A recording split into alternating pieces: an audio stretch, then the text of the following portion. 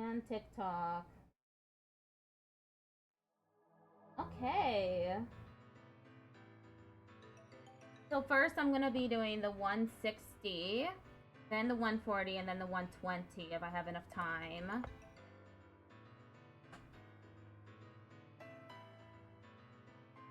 I played Undertale years ago when it first released. And then I played Deltarune when it first released too. I have a Deltarune playlist on my channel on YouTube.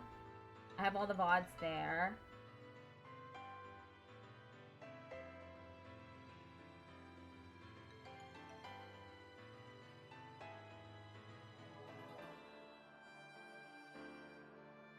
I played through chapters 1 through 4 on YouTube and Twitch.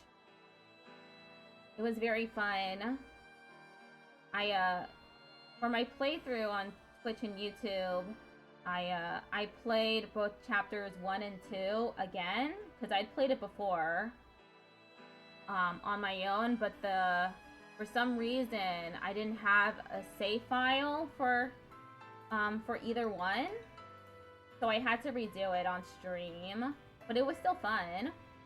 Yeah, Deltarune is an anagram for Undertale.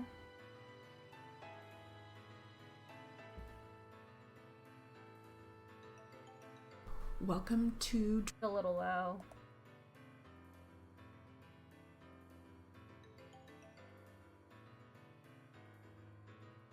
drill practice.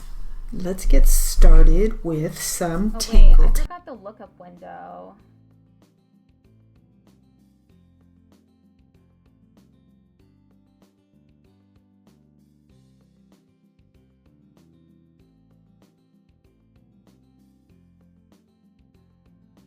Oh, and I forgot to check the audio on TikTok.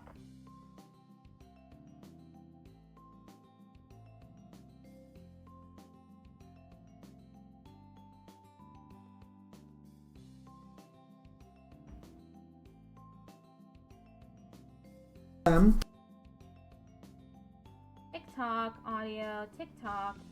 Come on, play. Play. There. TikTok, audio, TikTok. Come on, play. Tangle tamers. There. TikTok, audio, TikTok. Alright. I'm usually surprised many people don't know that.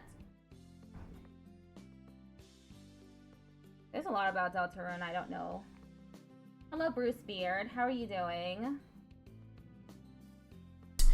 Get our fingers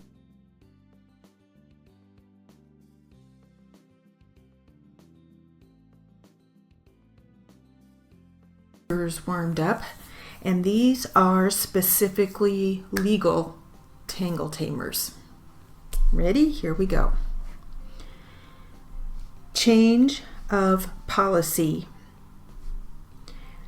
Agency relationship. Unless prohibited. Agency. I always forget agency and agent. Thank you for the like.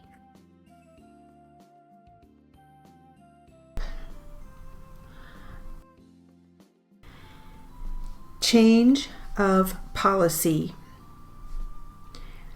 Agency relationship. Unless prohibited. Record high population. Prior act performed. Denotes legal authority. Status, condition, capacity. Continue the relationship. Plaintiffs Exhibit 11B. Mutuality of estoppel. Heavy duty effort. Appropriate to appropriation. Hello, for Sibs. Appropriate to appropriation. Recent public survey. reasonable and ordinary care. Exercise of reasonable care has failed to prove in forming your opinion with bad purpose. Contractual relations, subsequent marriages, force and duress, foregoing general rule, cannot be delegated, injured third party, termination by operation, special or limited, municipal court judge, legal fees incurred, safe place of work, self-imposed ceiling, cited by critics, received fatal injury. What am I doing? So I'm doing stenography, which is when you use a method of shorthand to take down dictation. It's what court reporters and live captioners use to keep the to do the legal record, the court record, and to do captioning. So this person, she is reading out a bunch of sentences, or in this case, she's reading out terms that are often paired with one another, and I'm just writing down what she's saying. Foregoing propositions and common sense, falsified evidence, instruct you with regard. Proposition. Oh, that's pretty cool. Yeah, I really like stenography. I'm trying to become a live captioner, so I try my best to practice almost every day. Thank you for the follow as well as the likes.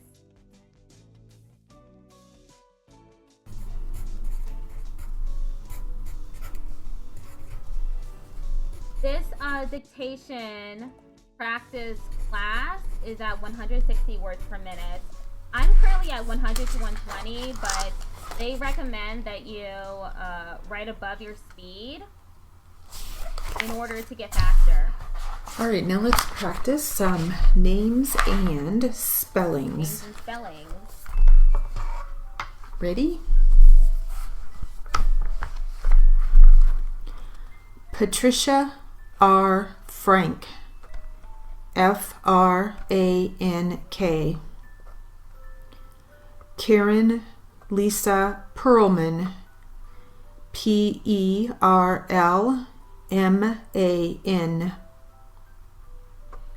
Holly M. Jewell, J-E-W-E-L-L.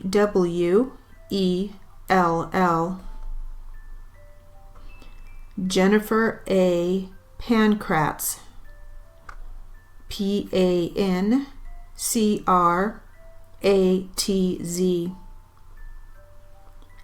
Pamela A. Griffin, G-R-I-F-F-I-N.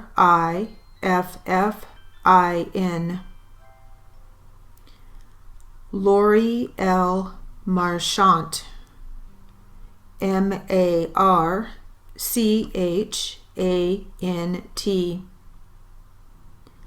Deborah Beery, B-E-E-R-Y. Elizabeth Spear, S-P-E-E-R.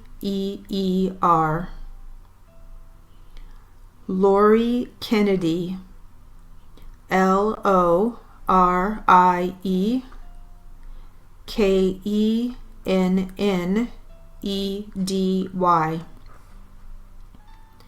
Bernadette Bernardinelli, BERARDINELLI.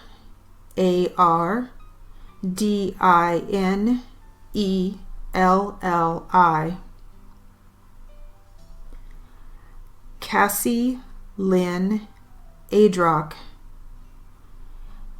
KACIELYNNADCOCK. Cynthia Hines, HINDS.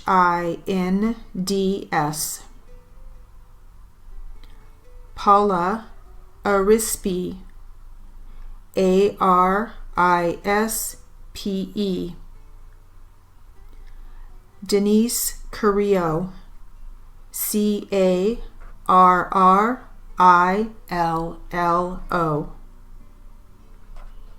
Eileen Stearns, STERNS.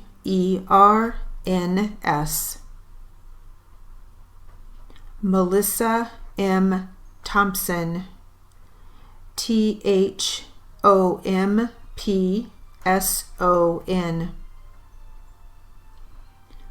Bernadette McGoldrick, McGoldrick.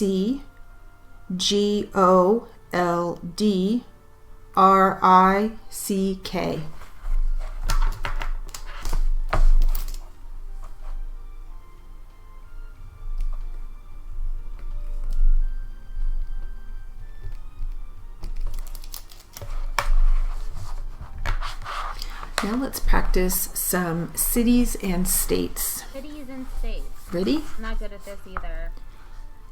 Sewell, New Jersey. Brooklyn, New York. Sturgeon Bay, Wisconsin. Peoria, Arizona. Phoenix, Arizona. Boulder Creek, California. Petaluma, California. Arvada, Colorado. Apopka, Florida. Westchester, Illinois. Philadelphia, Pennsylvania. Arlington, Texas. Mabank, Texas.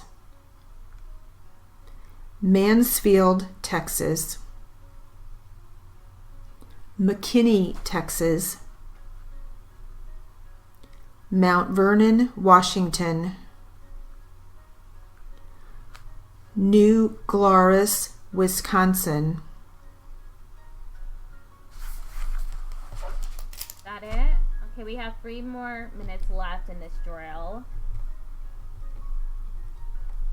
And then I can move on to the jury charge and literary practice. And now for some practice from our book, 14,000 Things to Be Happy About. Ready?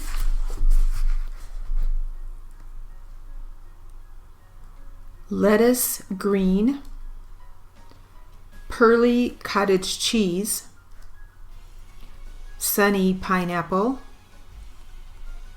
tawny peanut, icy white milk colors, not getting lost in a new town, potato skins with dip and cold roasted green beans, sitting down and reading all your old love letters,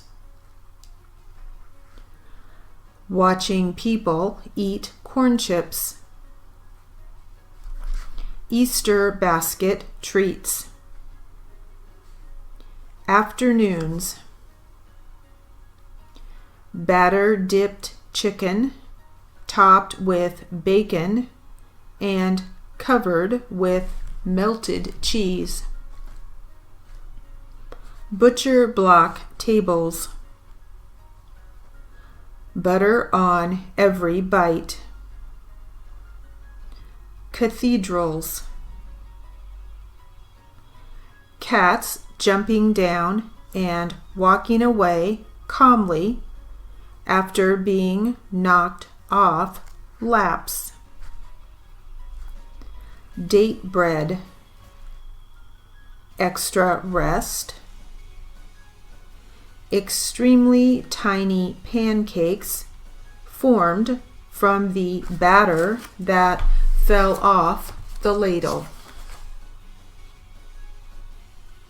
hot chocolate cups and saucers, laughing at yourself. And that will... Okay, that's the end of that drill. Time to do really badly at the jury charge and literary practice.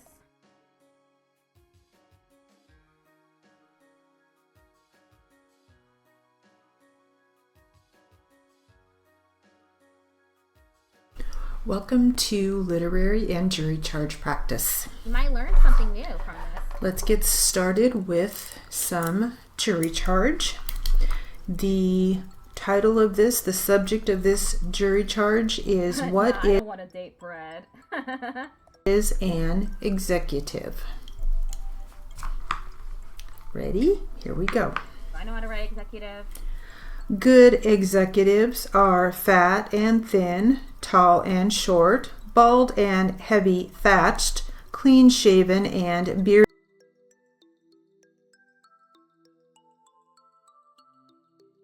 Executive. Okay. That's simple. In fact, they look like other men who are not business leaders. What makes them different? Most leaders in fields other than industrial management have a specific talent or high intellectual ability. The management leader has, however, more than a particular skill and high intelligence. He also has administrative competence and the power to make men follow him because of personal attributes. Let's take the personal qualities first. He is intelligent. He thinks clearly and concisely about his business and its problems. Decisiveness is a part of this intellectual ability. He makes up his mind, then acts, not out of stubbornness, but because his decisions are based on sound judgment after all the facts are discovered and reviewed. Open-mindedness is another phase of his intelligence. He absorbs many points of view, particularly those of his competitors, his fellow associates, and other people and trends that affect his company. He knows what goes on beyond his own specialties and interests. Best of all, his affinity to open-mindedness and decisiveness is controlled by a quiet self-confidence, not a brassy evidence of assurance. He is emotionally stable. A top executive with the ups and downs of a camel's back continuously misleads his caravan of workers. They are confused by his moodiness and inconsistency. Unless they can judge his reactions and know what is expected of them, they fall apart as a team. His emotional outbursts, besides misleading them, warp his own thinking. When he permits his personal feelings to intrude on the job and explode, he dynamites his own productivity. He is skillful with people. A management leader realizes the importance of people to him and his business. He is very sensitive to what makes them tick. He probably has no degree in psychology, but he does know that men will follow the example he sets and will develop firm, pleasant relationships. His instinctivity accepts responsibilities. When management was a young profession, the manager felt responsible only for more black figures than red in the ledger to show his stockholders. However, the good executive has stretched this responsibility to include the welfare of his employees and his community until now he feels more and more answerable to many people. Because of this feeling, he acquires a reputation for dependability, which he wants to live up to. In living up. Yeah, I'm ready for the train in a few minutes. Thank you for checking in. I'm not doing very good on this so far. I'm missing a lot of sentences. Productivity.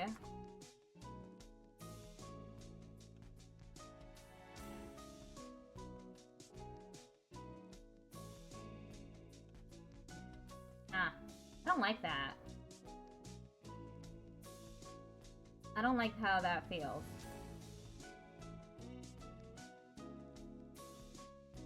Writing it in 4 strokes seems a lot better for me. I don't like the FBT.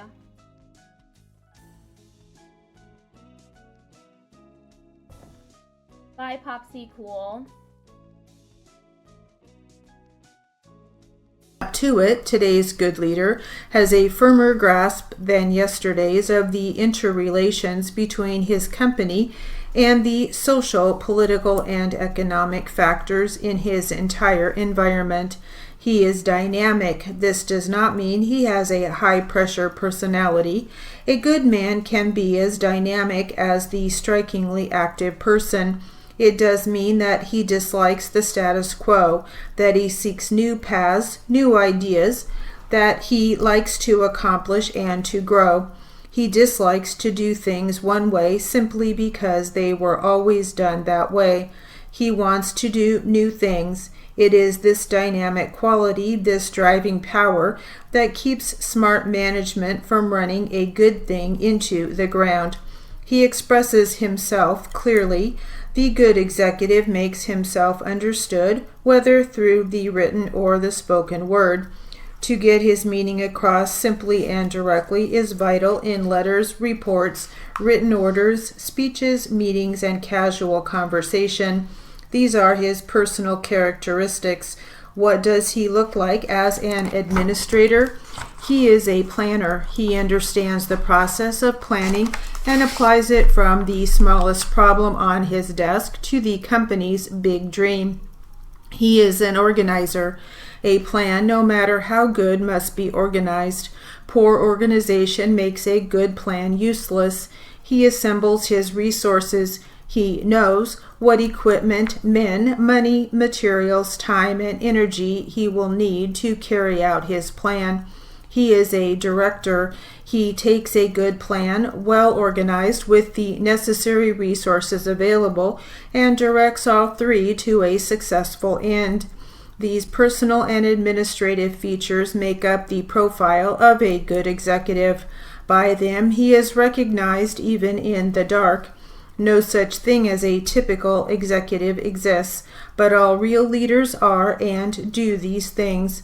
How they do them is up to the individual. One executive does them differently from another because any good leader tries to be himself and accomplish things in the way that comes most naturally to him. The fact remains that he has these traits and activities. Many people have the same traits, but they are undeveloped. Given the opportunity to bring them out of cold storage, they can be leaders too. That was a bunch of nonsense.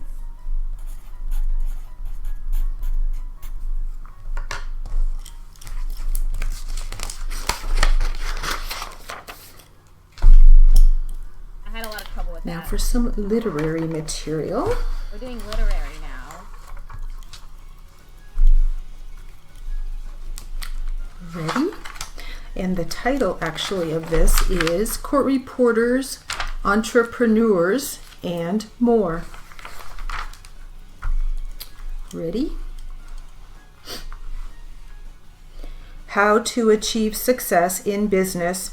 I attribute my success to my father, an architect and builder who had his own business for many years. He never stopped, and he loved what he was doing. I never once heard him complain about work. To this day, my dad teaches a carving class to seniors as if he's not a senior. Her 2 sisters and a brother have also. Pukar just traded with 20 viewers. Hello! Thank you for bringing the raid to me, Pukara. How's everyone doing? Hope you all are doing well. Oh, I forgot to put the donation link. I forgot to Anyway, how are y'all doing today? Hope y'all are doing well. I'm Melody Wisp. I'm an accessibility provider, voice actor, and variety streamer. I typically play RPGs and visual novels, but today for this raid trade, I'm doing stenography practice. Doing good. Puka was making awesome art. That's awesome.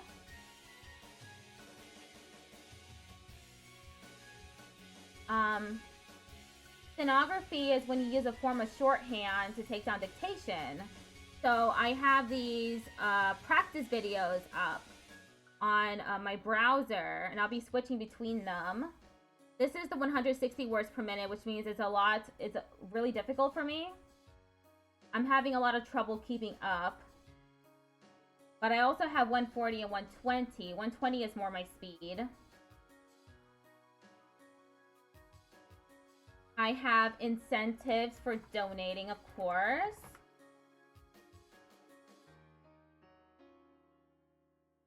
$10, I steno a complex word of your choosing. For 20, I add something permanently to my dictionary. For 30, I write a monologue, part of a video, etc. in steno. For 40, I steno without looking at the output for 5 minutes. And for 50, I create a custom steno GIF for you. So you would just give me an email for that, so I can send it all along. Or Discord or something. I'm doing 160 words per minute right now. This is the jury charge and literary portion. Jury charge is judge's instructions to the jury. I'm hoping to become a live captioner. That's why I do stenography. I practice almost every day that I can. Currently at 100 to 120. Okay, I'm gonna get back to the practice now. If anyone has any questions, feel free to ask and interrupt me. That's the point of these streams more than it keeps me accountable, and it lets me talk to people about stenography who might not know what it is yet. Also run businesses. I think when you have role models like I had, it's difficult not to follow in their footsteps a bit. I wanted my sons to see how you start something from the ground up.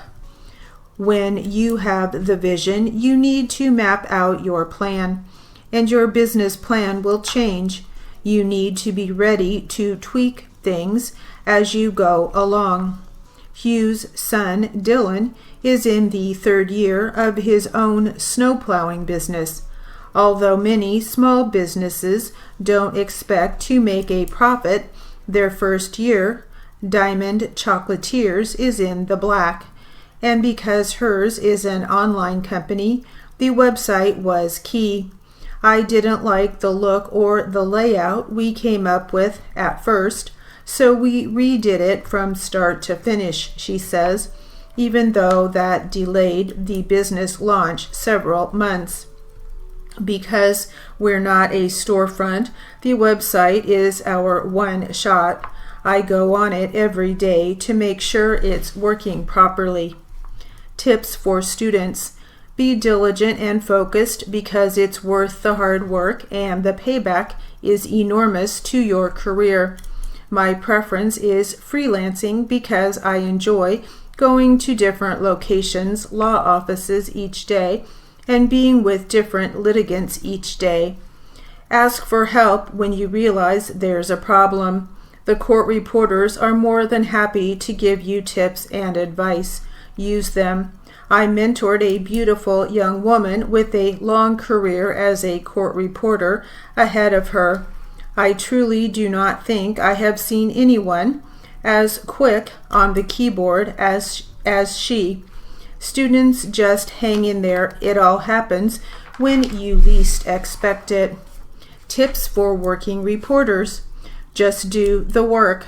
I do a job out in the field, come home, transcribe as quickly as I can, get the job out. Lately, just one day, so there's some time for fun left over. Loving what you do makes your work not work. Look at it as a part of you. We, as court reporters, especially freelance, have such a great opportunity to use our time wisely and explore other areas where we enjoy your lurk. Have a nice dinner. We may have interests. Life's turning points. After my son died, I had no time for grief. I had a 14-year-old who never got a chance to befriend her brother. She had many years of anguish and difficulties, and I look at her now and see the beautiful, strong young woman she has become. My son Luke was only 7, with no real understanding of a brother, here one minute and gone the next. He became very cautious and extremely reserved. My little bundle of love, AJ, brought my son out of his shell. It was an incredible awakening. I had a plan when Luke went off to school that I was going to be on my own with my grief and just let it happen. Well, guess what? That plan was interrupted by the baby. I guess I'm not in charge after all, but I can decide to wallow in the bad things that have happened, or I can walk strong and tall and be bright and cheerful and give myself a chance to really live. And not for 1 second does a day go by that I don't think about my son CJ and what his life could have been and how sad we all are without him.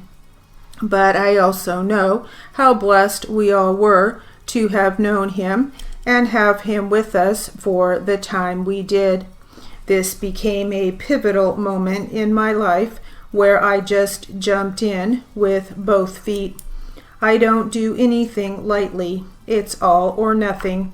Sometimes it works out and sometimes it doesn't. I get up and start over. How sad.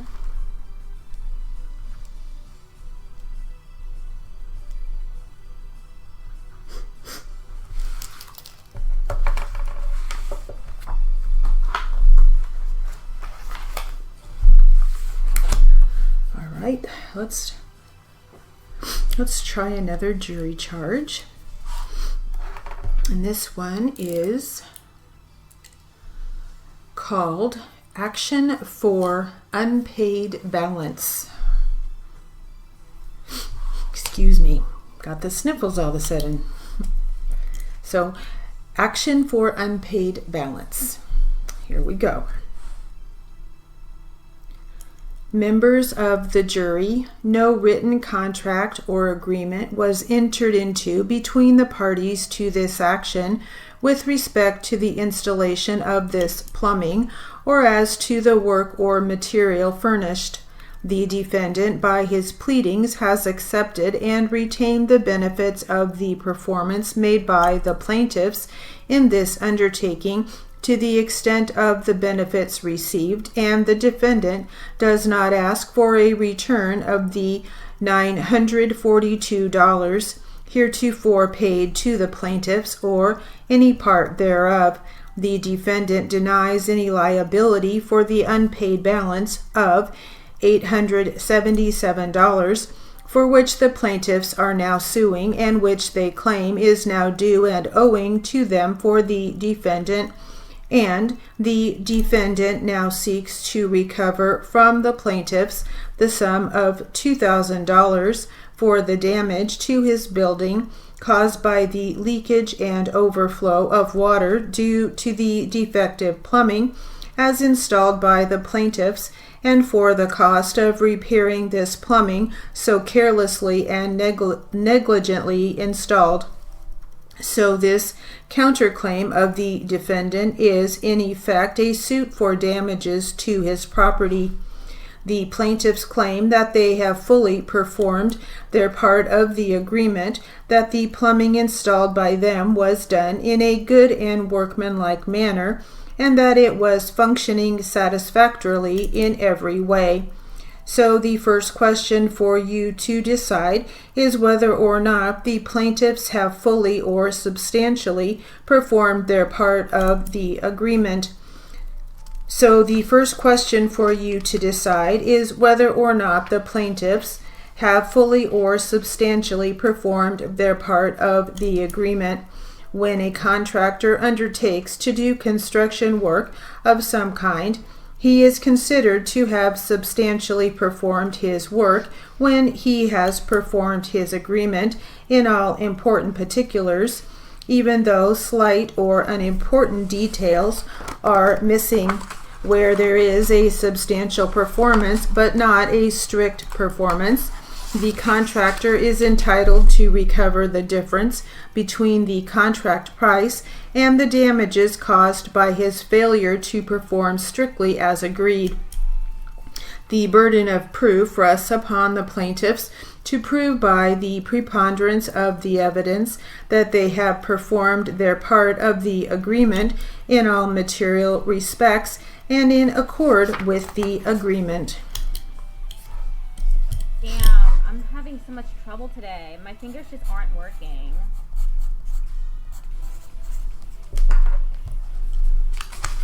I keep typoing.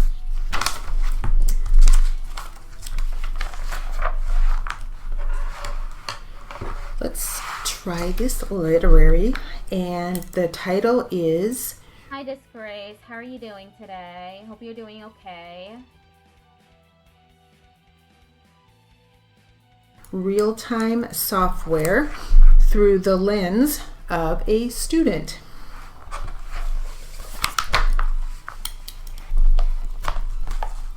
Ready?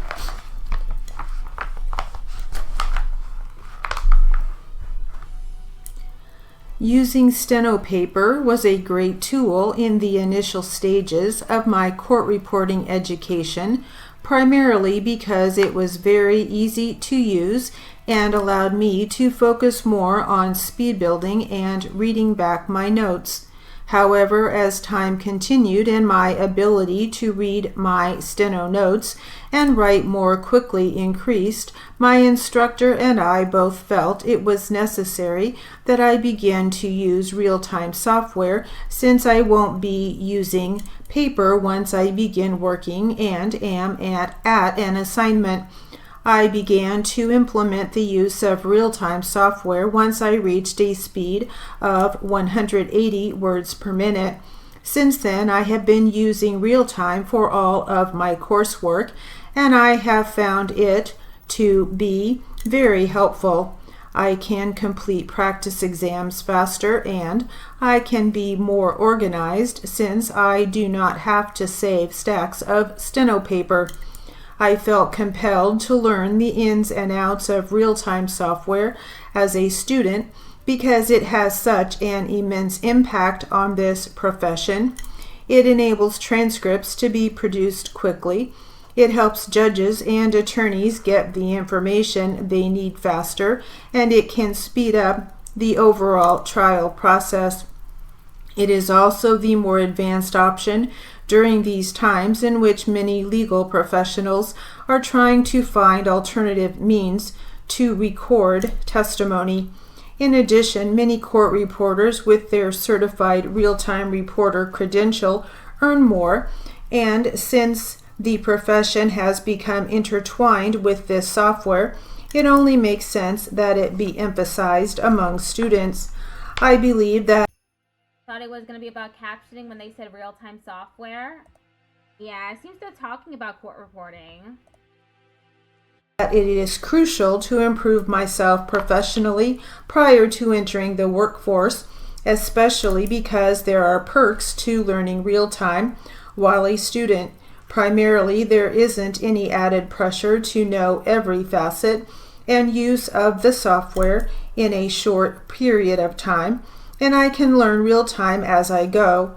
Learning real time as a student will also make life as a certified court reporter significantly easier because my dictionary will be comprised of a larger amount of legal and medical terms. This is extremely beneficial because I will be better prepared for any type of legal or medical malpractice deposition.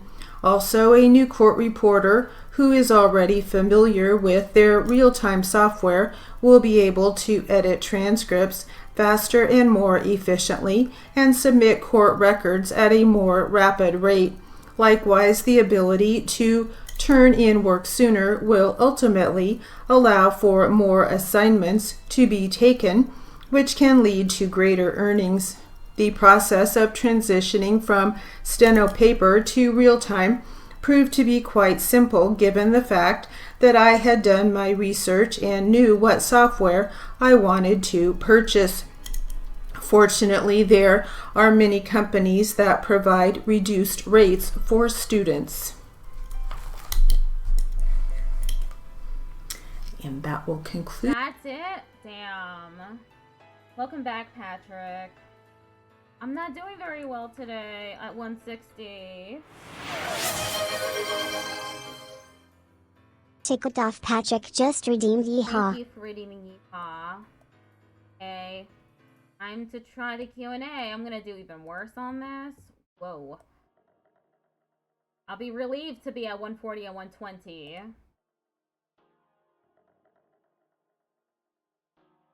Welcome to Q&A practice. Let's get started with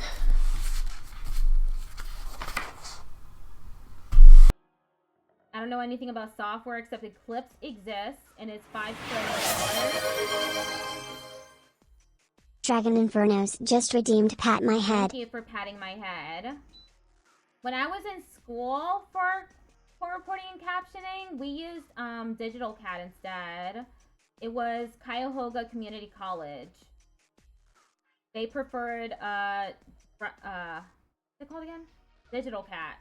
I literally just said it. But I did have to use Digital Cat, the student version, for all of my classwork. We had to submit transcripts for as a class assignment, so I had to be in the Digital Cat format.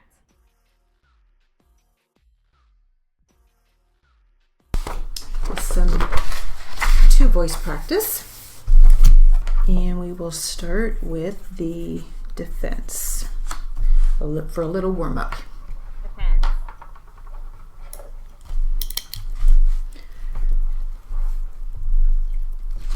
Ready? It was your decision to either land the aircraft in the United States or to go on to Europe, is that correct? It was my decision, yes. In order to make that decision, you have to have certain information. Yes. You needed to know whether the airframe was damaged. Yes. You needed to consider whether you had excessive weight on board in order to land. Yes. You needed to know, among other things, the condition of the passengers aboard the aircraft. Yes. I take it that you asked Mr. Sims to check and to give you his opinion of the condition of the passengers aboard the aircraft? Certainly. You eventually learned from Mr. Sims that there was a doctor aboard? Yes. You wanted to know what his opinion was of the injuries aboard the aircraft? Yes, it is a general rule in the case of an accident on board to ask whether there is a doctor on board in order to be able to ask his opinion. In this case, Dr. Brand came forward gratuitously without our calling him. You did not inquire of Dr. Brand whether he thought the airplane ought to be landed? No. Instead, you asked him whether the passengers were seriously injured. Is that correct? I am in charge of the plane. If there is a doctor on board, he takes charge of the injured, and it is his opinion that helps me to make my decision. When Mr. Sims reported to you, what did he advise you that Dr. Brand had said? Try to say this as close as you can, word for word, the way it was said to you. I couldn't tell it very precisely, but I can only tell you that he didn't tell me that I had to land the plane. So you don't recall what Mr. Sims said to you word for word today? No. I wonder what that's about. An airplane? Injured passengers? That sounds pretty interesting. It's too bad she decided to cut it short. I would like to learn more about that. All right, hopefully you're warmed up. I am not warmed Let's up. now practice some for voice.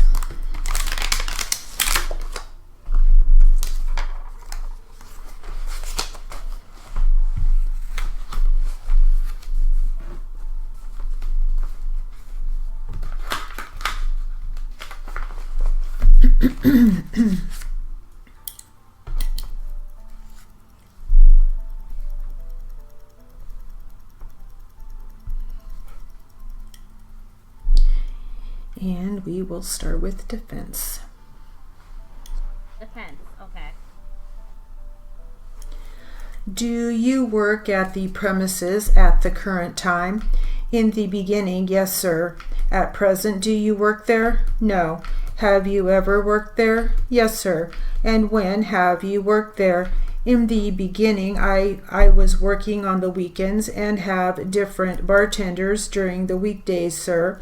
And is there a time and point where you came to a place where you wouldn't work there anymore? Yes, sir. When was that? I'd say starting in the beginning of, well, I'd say 5 years ago, probably 2000 or something like that. I started getting violent coughing. Okay, and I couldn't stop it. And the reason you couldn't work at the location anymore is because you mentioned you have a condition of chronic or constant coughing. Yes. And anything else? And later on, to stop that, I had surgery to tighten up the opening in my stomach. They thought the acid was eating my esophagus, and that didn't work. Okay, and the result? Go ahead. That didn't work, and I've been having this coughing for about 5-6 years now. And as a result of these things, are you under medical care? Yes, sir. And how long have you been under medical care for these various problems? I'm still under medical care. When did you start? Oh gosh, I'd say about 1.5 years ago this all started, and I noticed that you came to the stand with the aid of crutches. What is the reason for that? My knees. It was painful to walk. At night when I'm sleeping, the pain would wake me up, so I had to see an orthopedic surgeon doctor. Okay, has the orthopedic doctor done something with your knees? No, my doctor gave me an x-ray, but the doctor said I have to get an MRI. Have you had doctor's advice with regard to your ability to work at the business known as the Horseshoe? No, I didn't tell him I had a bar. Has your doctor recommended that you not work? Well, not really. Are you personally able to work? Not now, no. And during the year 2005, and specifically the periods of the last half, July through October of 2005, were you able to work at the bar? No. And how is the bar operated during that period? I had Linda Olson. She lives just about half a block away. I come in the daytime in the mornings. I check things out and ask if everything is okay, any problems, any troubles, and I go to my office, and then if everything's going smoothly, then I probably do it once. Then I go home and take a rest. Is the Horseshoe your sole source of income? Yes, sir. Do you have income from any other sources other than the Horseshoe? Social Security. Are you able to live? Would you be able to live on just your Social Security? I'll object, Your Honor. Hold on, if there is an objection, you don't answer until I rule on the objection. How would that be relevant? I'm just trying to indicate why he continued operating the bar in light of his medical condition, but you know, I'll withdraw the question. I think it's, all right, pretty well known that people can't live on their Social Security. That's why I still work, by the way. Sir, have you given your employees any training with regard to what their responsibilities are while working for you? Yes, sir. And with regard to laws concerning the dispensing of alcoholic beverages, have you given them specific training as to that? Yes, especially cleanliness behind the bar and the refrigerated area and sanitizer. How about have you given them training with regard to serving alcohol to people that are intoxicated? Yes, I told them. I said the best way to do it is just quietly refuse to serve them.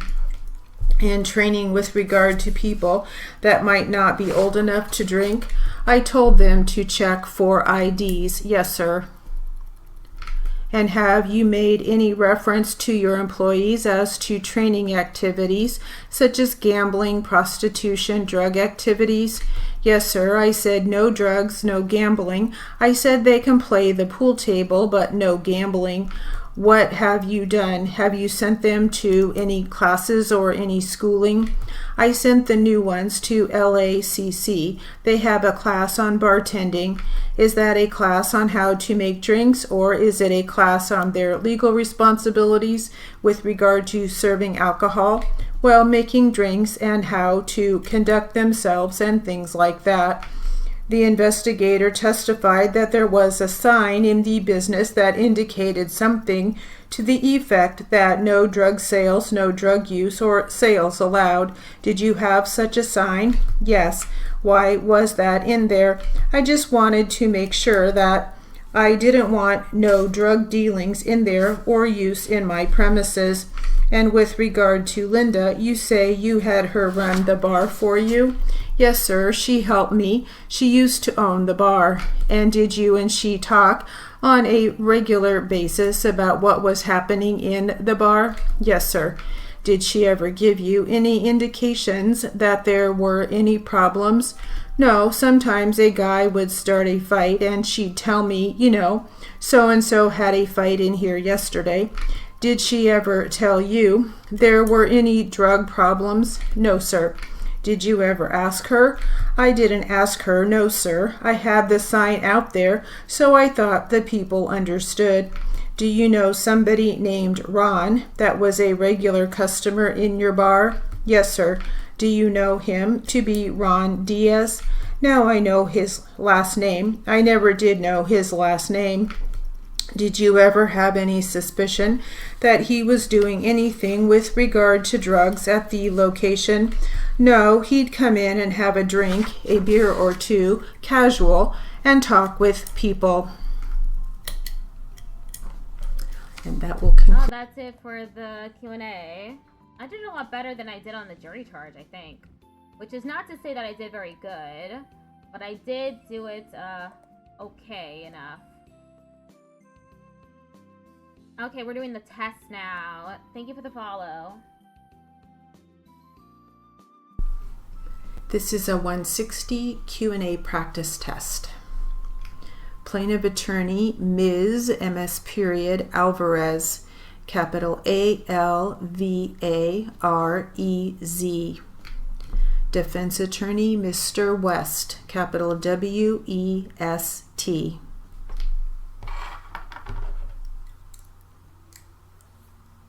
Gambling with friends? Yeah.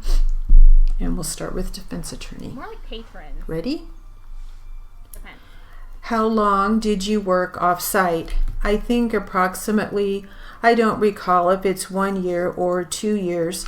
And what is the general age group that you work with, middle school to high school? Are there any particular subjects that you assist in? Whatever the student needs help with. Now, is the Employment Choices Center on the Western High School campus? We used to be, not anymore. Now we're back to the Employment Choices Center. Okay, so it's off-site? It was off-site for that year. Okay, they put it off-site so that the students would have something local to go to school, but they've decided to move it back. So now you're back at Western High School? No. I was at the Employment Choices Center. They've decided that we should go off-site, and they put me, they were shifting people around, so they took me from the Employment Choices Center, and I got bumped from my position, so they moved me to Western, where I could help the students over here. Then this year they moved us back. About how many hours a week do you generally work? 20. And what is your rate of pay? 18.34. And what are your general work hours? 7 to 11, 7 a.m. to 11 a.m. And who is your immediate supervisor? Sarah Reese. Is she the teacher that you work with or someone else? She. Is she the teacher that you work with, or is it? She's the vice principal. And do you work under a particular teacher? I work with Ms. Davis. And during the period of time that you worked for Orange Unified since May of 2010, have you worked for anyone else concurrently that is at the same time? Yes. Who else have you worked for? The Southland College Foundation. They're still located in LA? Yes. When did you start working for the Southland College Foundation? In maybe 2006, 2007. Can I have a tissue? Of course. Thank you. And what position do you have there at the Southland College Foundation? Tutor. And what age group of students do you tutor? It's the same company that I gave you earlier. Right. K through 12. What is your rate of pay? $17. And your usual shift varies according to the whatever the needs are. Okay, what does it generally average? Average maybe, it depends on the need, anywhere from 2 to 10. Okay, I couldn't say. And what hours do you usually work? Since you work for Orange Unified from 7 to 11, when do you work over there? It's not now. It's before I used to. Okay, then I guess you don't understand my question. Oh, I'm sorry. My question was during the time that you worked for Orange Unified, okay, since October 2010 to now. Have you worked for anyone else? Yes, that company. Okay, so what hours do you work? Can I just clarify something to make sure we understand each other? Yes, I think that what you're saying is that maybe at the beginning of your employment with Orange School District, you were working with the tutoring company, but not currently, since you worked for Orange for, I believe you testified, around 5 years. Does that help clarify at all? Yeah, okay, yeah. So you worked for, okay, you started for Orange in October of 2010, correct? So during what years did you continue to work for the Southland College Foundation? I worked with them until about maybe 2012, 2014. I don't recall. Okay, and why did you stop working there? Not enough hours. Not enough hours? When you last worked there, who was your immediate supervisor? Mr. Walton. So you may have worked for them last year? I don't remember if it was last year or the year before. Okay, when you worked for them, as I previously asked you, you worked for the district from 7 to 11. When would you go work over there? It depends. The hours were different before for the district. Okay, I'd work after maybe, hard to say, because the students, some days they got out earlier depending on the school. So I had different students from different schools. Through the tutoring company, it's supplemental educational services. So okay, so you weren't working at the office location in Los Angeles necessarily? No. Okay, no, we go to their homes or to the libraries. Oh, okay. It would be a cafe too, Starbucks, whatever. When you would go to these libraries or their homes, were they generally out here in Orange County, San Bernardino County, or LA? Orange. And during this period of time, when you had the 2 employments at the Southland College Foundation, did you sustain any injuries? No. Okay, can you describe for me how the injury of October 2013 occurred? I was coming to work and there was like a big cloud, so we got to work and the fire personnel were there. So they were there before you got there? I don't know. When they got there, they were there. Yeah. Okay, so what happened when you got to work? I was carpooling with one of the ladies and the what is his title? Somebody told us that there was some kind of leak and that we were to wait across the street to be given more instructions. Who were you carpooling with? The name of the lady? Cindy. Do you know her last name? No. And did you and Cindy proceed to wait across the street? No, before that happened, somebody told us to wait across the street. Parents were dropping off the students, so we were telling the parents that no, that they couldn't stay. Where were you located at that time? In the front of the school?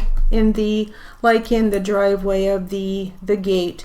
And how long were you out there informing the parents to not leave their their children? Like maybe an hour, I don't recall, maybe less. And then it was after that they told you to wait across the street? Yes. Did you wait across the street? Yes. For how long more? Thank you for being part of the RAID train and helping raise awareness and funds for TEP. Thank you for being a part of it too. And Patrick, thank you for the yeehaw. I don't remember how long we waited. I'm sorry, I really don't remember.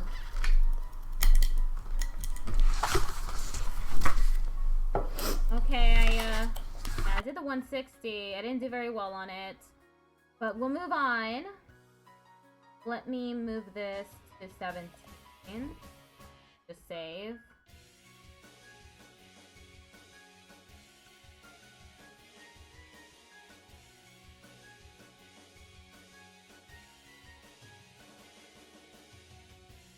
Welcome to drill practice. Okay, I'm moving on to 140. Welcome to drill practice. And let me put the volume up.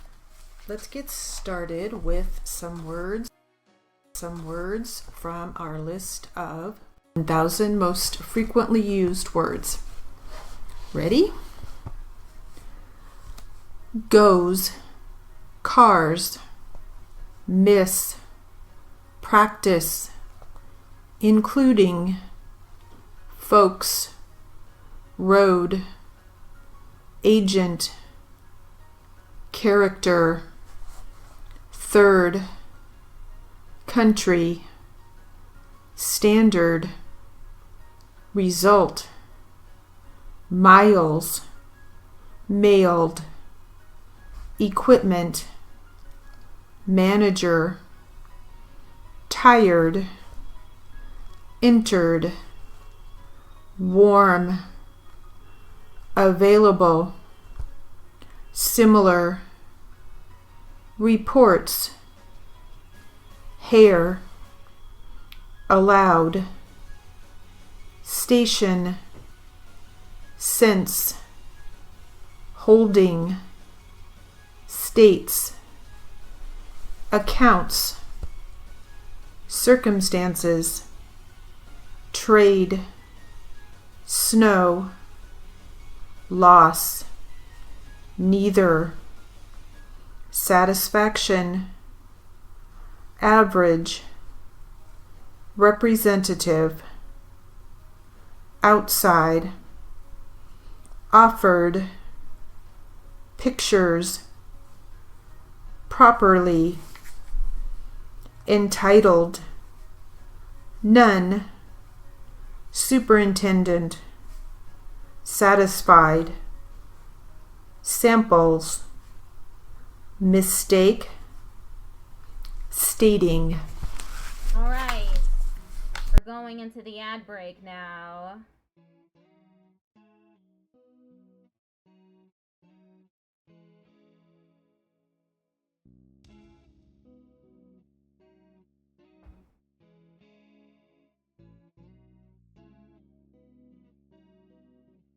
Hey, 3 minutes. 2.5 minutes until the ad break ends.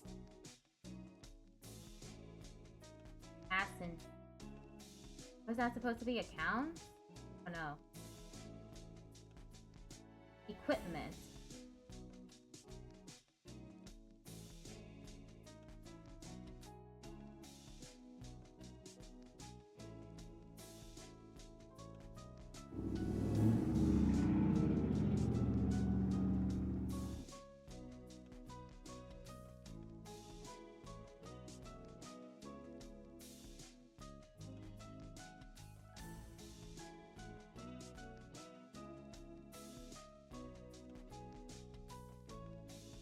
I hope I'm able to do better on the 140.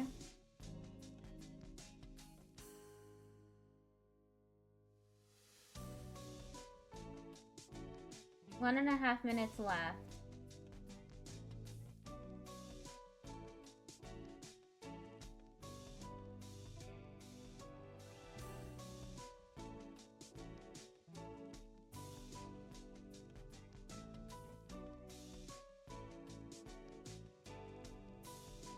After this, we just have the 120 left to do. I probably won't finish it.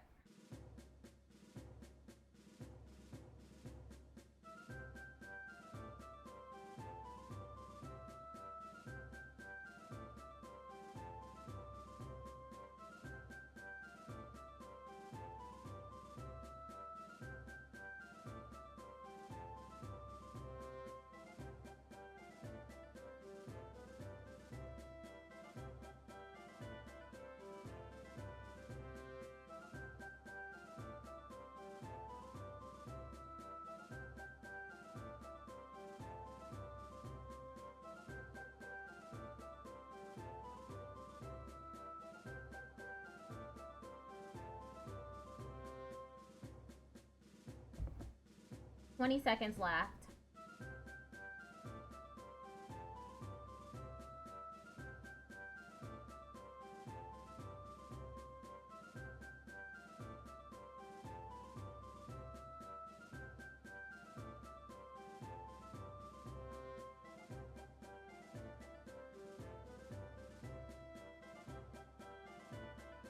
All right, we can continue now. You're making dinner? What you making?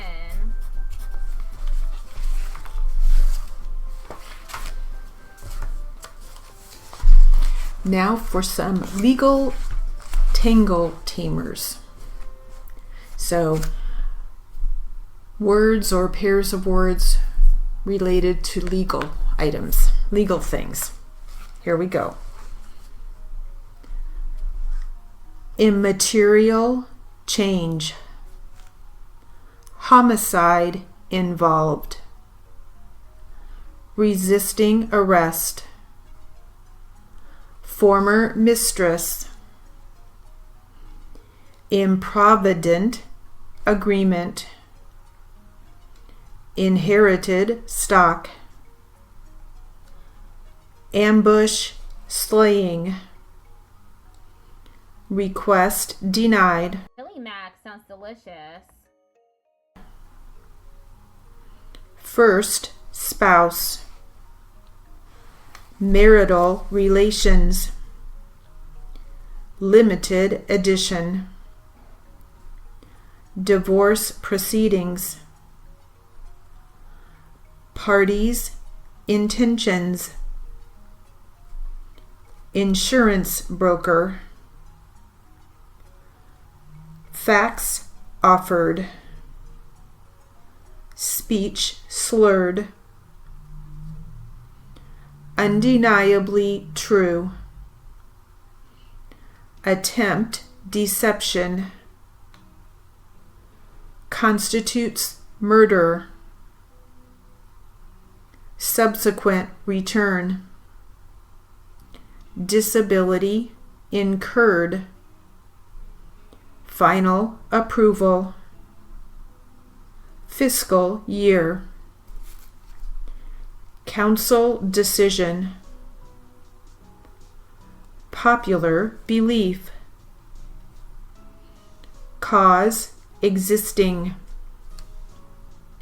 Principle relied. Many instances. Marital status. Public relations. Annulment decree. Police dispatch. Accident scene. Articulate counsel. All right. I didn't do very well on that. What is I don't write deniable.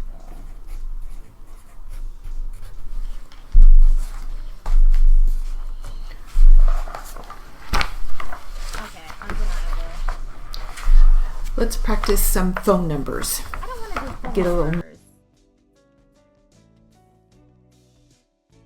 6 1 3.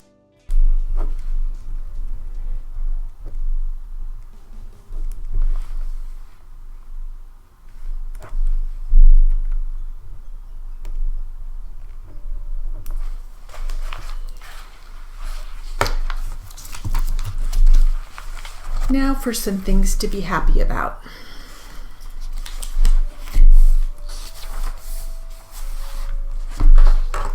Ready? Milkshakes. Split second thrills. All butter pound cake, ice cream, and strawberries. Collared sweatshirts. Golf links. Memorial Day parties. Cold or hot lemonade. Atmosphere. Gym shirts. Complimenting a total stranger. Tomato and round steak on skewers. Lining closet shelves with scented paper. Sending a fan letter. Home brews. Sunny chestnut color. Tiny, deep fat fryers. Bandstands. Story hour. Candy cane icicles hanging from rooftops. Snow forts. Concerts in the park. Loosening up motions with the wrist before writing.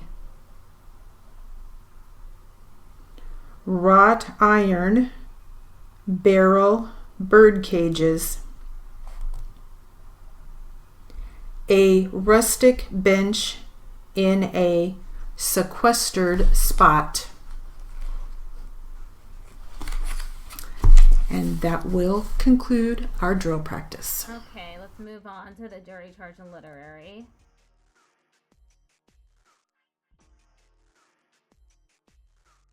Maybe I'll do better on it this time, now that it's at 140.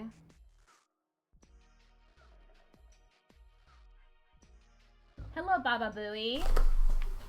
How are you doing today? Thank you for coming by my stream. Welcome to literary and jury charge practice. Let's get started with some jury charge.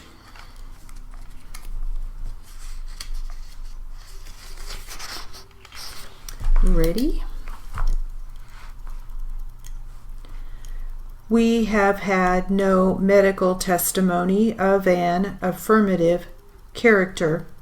The plaintiff tells us that she was taken to the hospital by somebody whose name she does not know, but the hospital records are not produced.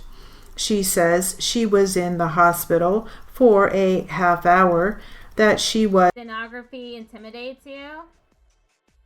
It's not that difficult to learn how to write in it. What's difficult is actually practicing enough that you get faster. That's what I'm having trouble with right now. This is at 140 words per minute, and today my hands are not cooperating with me, unfortunately. Was instructed to bathe her face with witch hazel because she said her left cheek was swollen under her eye. She said that her left side, the left side of her abdomen, pained her. She said they bandaged it. Well, the hospital records have not been produced. She said she had a doctor, her own doctor, come to see her, and on his instructions she stayed in bed for several days. That doctor isn't produced because we are told he is in military service. She said she went to another doctor. She had a doctor call to see her once. He is not here because he is also in the service, she tells us. We have no testimony other than her own to the fact that she suffered pain in her left side and still suffers pain in bad weather since the accident, although she was in good condition prior to the accident. She tells us that she had a bill of $80 from one doctor and she paid $82 to the other doctor. Then she tells us she also was instructed to have some x-rays taken, and we had the x-ray expert testify. He tells us that while he took some x-rays back in December of last year and again in October of this year, all of those x-rays were negative. That there were no fractures, nothing pathological, nothing abnormal shown which would cause any pain. Nevertheless, the lady told him that there was tenderness in the left side of her abdomen. As I said, use your common sense and sound judgment. You should also bear in mind that the x-ray doctor said his bills for these x-rays were $60 and $40 respectively, a total of $100. If you consider that those x-ray pictures were reasonably necessary and that those charges are the fair and reasonable charges, you should have a right to compensate the plaintiff, Edith Sweeney, to the extent of the $100 and also to the extent of the other medical bills, the $20 and the $80 to which there was testimony, if you believe these bills were fair and reasonable. going on there.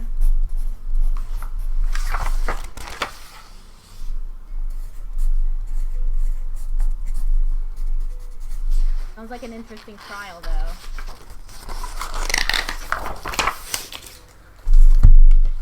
Now for some literary material. That all sounds very confusing. Yeah, it does.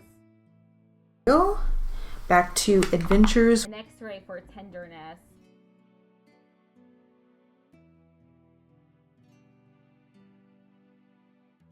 With Ben Harold. Ben Harold? Ready? Ben accepted the challenge, and John and I marked off the test and gave Ben a 2-voice 260 word per minute test for 5 minutes using John's stenotype machine, whereupon Ben immediately picked up his notes and reread it verbatim exactly to the word perfect. What an exhibition! I was shocked and impressed at the same time. Ben rose even higher on my A list that day. John was also impressed and became a student of Ben's theory. A few years later, Ben died, and John transcribed his notes on 4 or 5 appeals Ben had accumulated. John then gave the money to Ben's widow. For you students reading this, you too will meet many good reporters during your career. Some will astound you with their competency and efficiency. Learn from them. Keep the good things you learn and discard the bad things. Help and encourage others wherever you find them. Who knows, maybe one day you could make someone's A-list. Competency. Oh, okay. It's KPS-AE. Alright. That's a simpler brief than I thought it would be.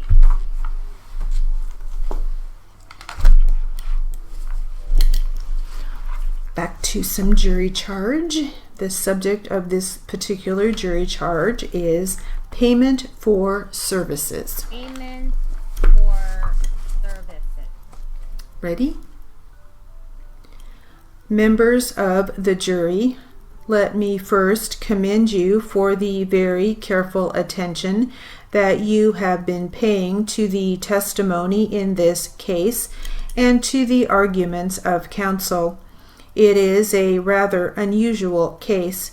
The plaintiff, Florence Doolin, is seeking a verdict at your hands against Agnes Rowland, administratrix of the estate of James Porter, deceased, the defendant. It is the contention of the plaintiff that she, a stranger not related to James Porter, rendered valuable services to Mr. Porter beginning in 1945 and up to March 19, 1956, when Mr. Porter died. That there was no payment in cash made by Mr. Porter to Mrs. Doolin during that entire period, about 11 years, that she did receive her board and lodging, but that she was promised by Mr. Porter that he would compensate her for her services by providing in his will for her. That, in general, is the contention of the plaintiff.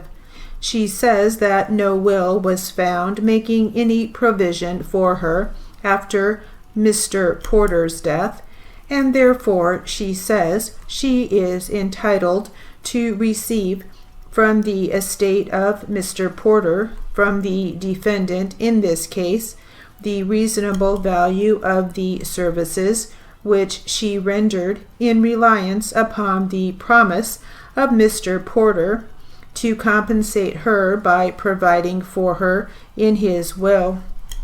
To substantiate her claim, she produces the testimony of a large number of friends and acquaintances of Mr. Porter and of Mrs. Doolin.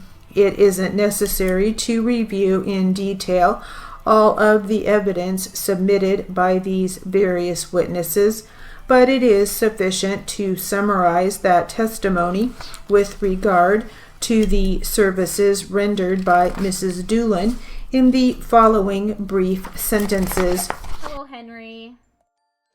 It is admitted in the pleadings that beginning June 15, 1945, and up to February 1, 1946, the plaintiff, at the request of James Porter, acted as his housekeeper and cared for his sister, who was then ill and incapacitated. It is also admitted in the pleadings that $35 per week was the fair and reasonable value of the services rendered during that rather short period. Mrs. Doolin, according to the testimony, continued to act as the housekeeper in the various homes to which Mr. Porter removed from time to time. She did all of the housework, cooked, cleaned the house, did a lot of extra work in the way of taking care of apartments which were rented to tenants in the house. I'm doing stenography practice. Which they occupied as their residence, and also in the other house on 6th Street, which was owned by Mr. Porter, that was rented out. There is some testimony that she also helped in taking care of merchandise purchased by Mr. Porter in his business, that she helped to make that merchandise available.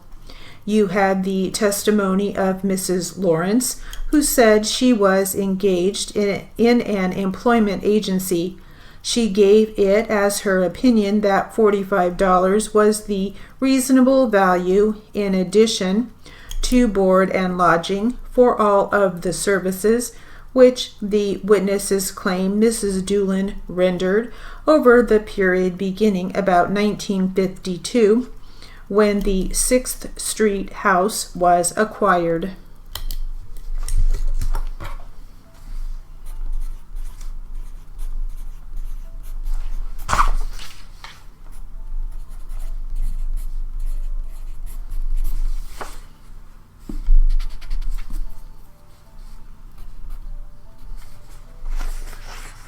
Okay, we're halfway done with it. Now for some literary material, and this literary is called The Judge. The Judge, all right.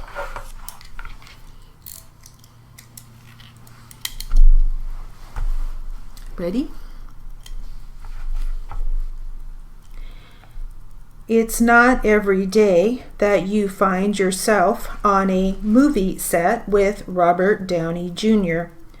Last summer, my next-door neighbor, Molly McDowell, texted me that I needed to come out to the front porch.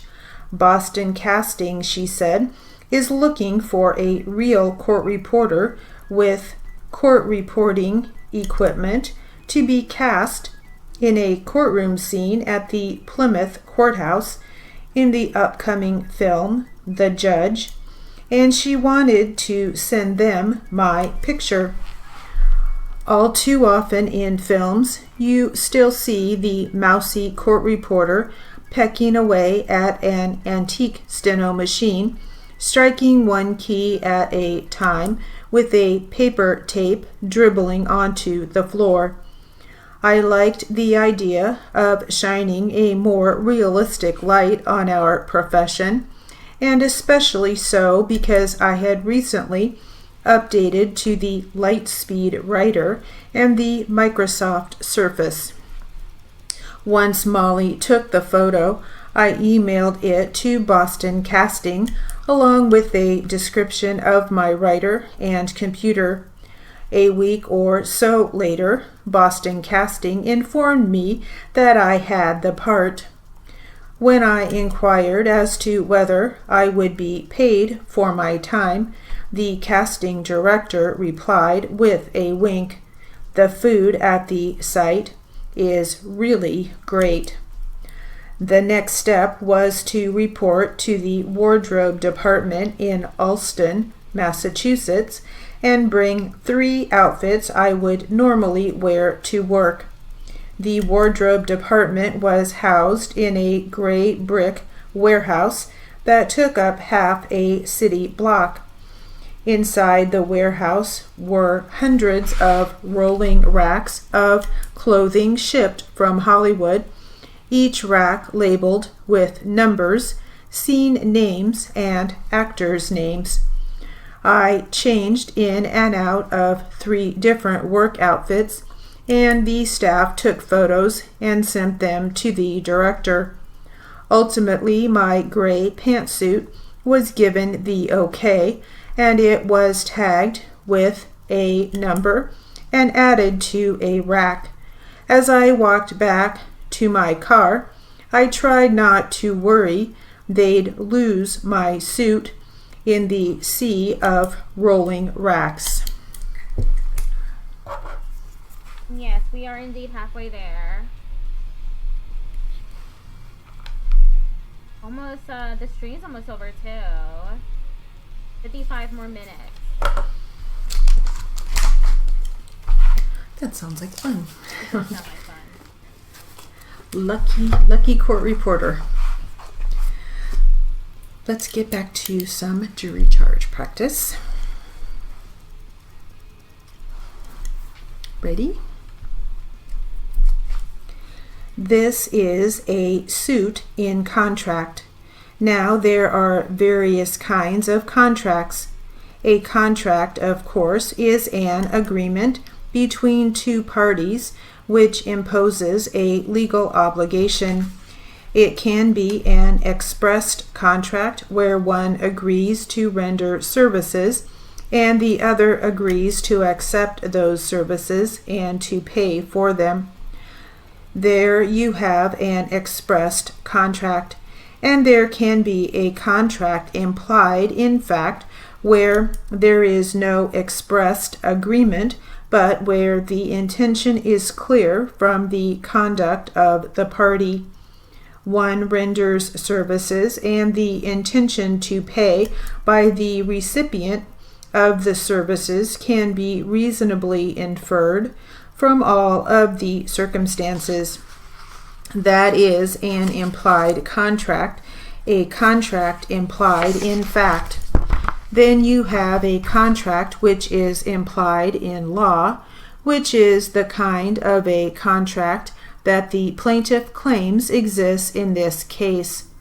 She does not say, and none of the witnesses say, that Mr. Porter ever expressly or implied agreed in fact to pay Mrs. Doolin the reasonable compensation for her services, but she says he did expressly agree that he was going to provide for her in his will so that she would be compensated for her services. And because he failed to provide for her in his will, because there is no will found which makes provision for her to compensate her for her services, she says the law implies, out of equity and justice and reason, that she ought to be able to sue the estate of the decedent for the reasonable value of her services. Therefore, the law implies a contract. Estate. I keep writing it wrong. Estate. Okay.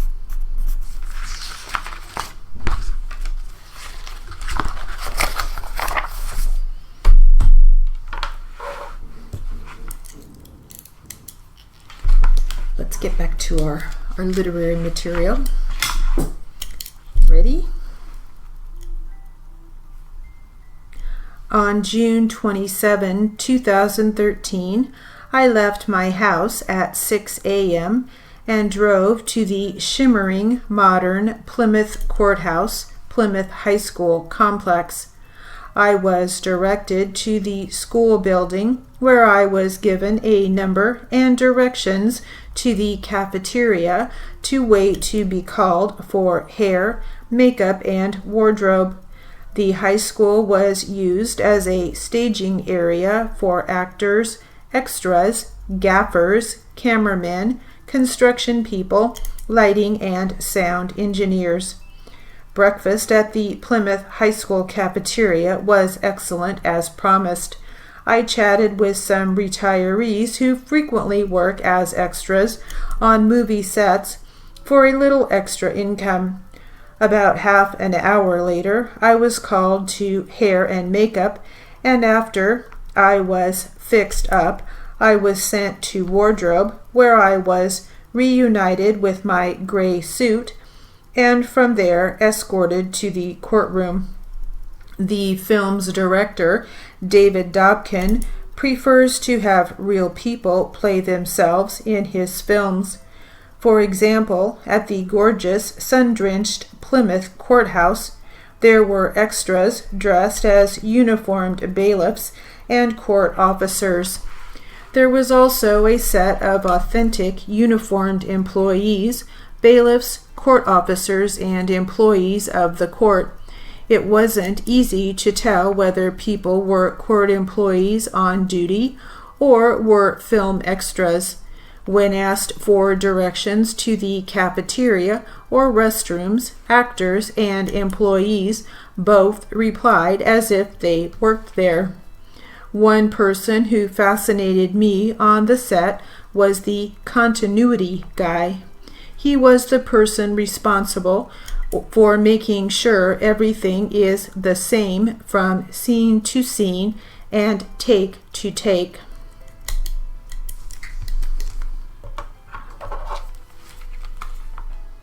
Am I never going to be able to memorize responsible?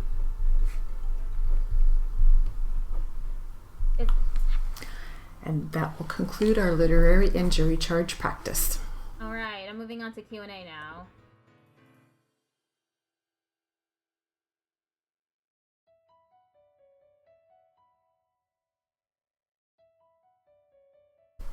Welcome to Q&A practice. We'll start with a little two voice with the defense attorney. Ready? Defense. You just don't recall. I don't recall. Now, after you left the pool area and went back to your room, you came back in a couple hours. It was daylight. I took a taxi, and then I arrived back at the hotel. It was still daylight, getting dark. Very good. Now, how long did you meet with Mr. Lee last at the apartment that he was living in? We met very briefly, just a couple of minutes. It was long enough to have another soft drink and to talk for a few moments. Then you left, and then I left. Not over an hour, I don't believe. All right. Now, when did you see Mr. Lee the next time? The next time I saw Mr. Lee was in the United States after I had returned.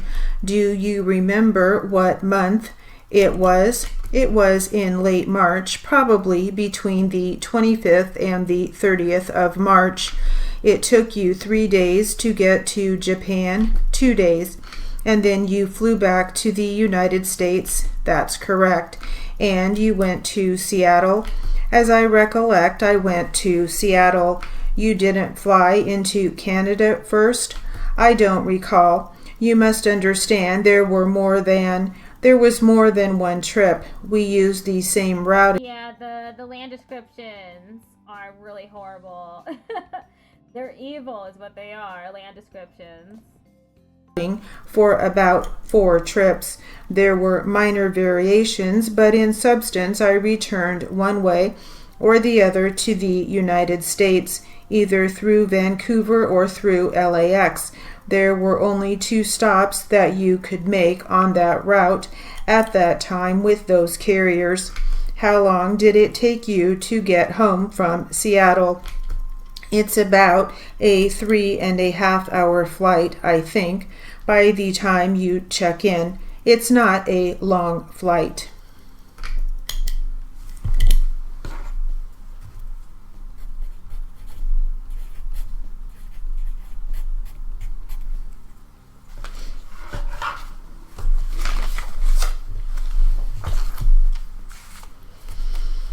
Now for some four voice. We're doing four voice now. And we'll start with the plaintiff. Ready?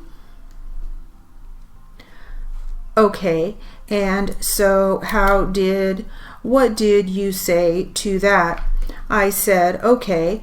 I showed him that I had the money, and he went on a payphone and made a call, which is inside the premises.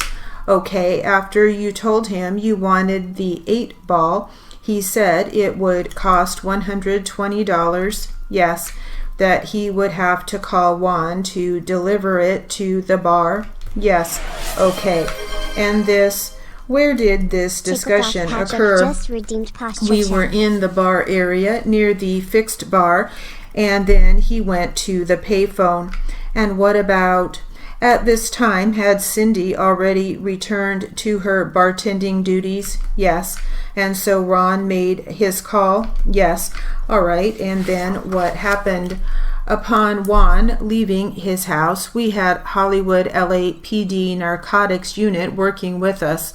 They did a traffic stop on Juan before he could get to the bar. So he never arrived? Correct. And which police department did you say? LAPD. So this night, the August 14th, that was going to be the final night at the investigation? Yes. All right. So you had other officers at other locations to assist you in finishing up the operation? Yes. No further questions. Did you want to take a break before we go on? Let's take a short break. Let's go back on the record. You can just go ahead and sit down. Let the record reflect that both parties are present. And Mr. Van, you had completed your direct examination of this witness. Is that correct? Yes. All right. So you were going to start your cross-examination? Yes, thank you. Ready, Your Honor? Yes. Okay. Investigator James, can you give us a brief description of the physical appearance of the bar? In other words, where things are in relationship to one another, size, those kind of things? Sure. It's a relatively small bar. It's probably 50 feet by 25 feet, and that's an estimation. The bar is deeper than it is wide. You come in off of the intersection of Vine and Normandy, kind of on a catty corner, and then there's a rear door at the premises that goes into a little alley kind of in the middle of the bar. On the west wall is the fixed bar. It takes up a good portion of the room. There are some tables in the room. There are taller chairs that go all the way around in front of the fixed bar. There's a pool table kind of a little bit more south in the premises, and there's some bench seating around the pool table. As you walk back towards the rear door, there's a men's restroom on the west side. Then there's a female restroom on the west side, and on the opposite wall, the east side, there's some kind of storage or kitchen room. Okay, and I'm sorry, you said that the restrooms are on which side? The west wall. On the west wall. Okay, and then the storage would be on the east wall. Okay, thank you. And the area between the restroom and the storage would be just 4 or 5 foot wide. Walkway or something, access to the back door, I take it? Yes. And the restrooms and the bar fixture are on the same wall. They're both on the west wall. I think you indicated yes. Can you estimate what the patron capacity of the location is? Just a rough estimation, maybe 75. Just a few varied things with regard to your testimony. With regard to, and if you need to refer to your report while we're talking and answer any questions, or, excuse me, any objections from Mr. Van or the court, feel free to. You're welcome to do that when you're responding to my questions. You referred on the 624 incident to an individual by the name of Sam. Is it my understanding, and it wasn't quite clear to me, that Sam was a customer? He was a customer who helped the bartenders out with various things. It sounded like there were a couple of incidents where customers helped out. Would that be true? Yes. And during that incident on 624, there was a female that was sitting in the bar. You testified that she said something to the effect that be careful or that you should be careful. Yes. And that was a customer also? Yes. And she said, and I think the language you said, at least the language in your report that you quote was, among other things, be careful around here.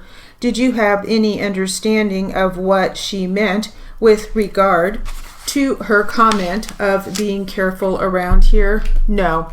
You didn't know whether that meant that there were any instructions by the employee to take action. I took it just that it was an illegal thing and I should be careful for the cops. That's what you took it to be? Yes. But she did say be careful around here, correct? Yes. Then on 7/6 of 06, you testified to an incident with Linda, some transactions that you apparently were involved in or heard, some discussion you heard, and then a customer apparently said something that guy's stupid walking through here with drugs. Something along those lines, yes. And did you have any understanding as to what he might have meant? Just that in fear of being busted, you shouldn't have stuff like that just out in plain view. Where's the jukebox in relationship to the bar fixture? As you come in the main front door off of Vine and Normandy, there is a small wall that kind of blocks the view from outside inside. The jukebox is just on the other side of that, so maybe 5 feet from the front door behind a wall. Okay, and I'm sorry, if you walk in the front door, there's a wall that you have to go around to get into the premises, I take it? Yes. It's designed to block the view from the outside into the premises? Yes. And the jukebox is on the backside of that? Yes. And the bar fixtures on the west wall, how far away from the jukebox? The fixed bar comes all the way down, almost within 5 feet. Thank you for hydrate.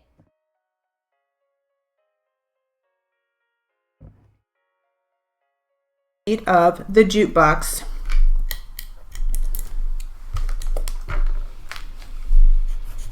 Oh, that's it for that. Moving on to the test now. I'm not doing very good today on anything.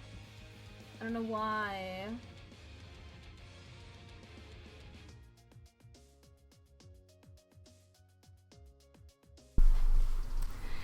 This is a 140 Q&A practice test.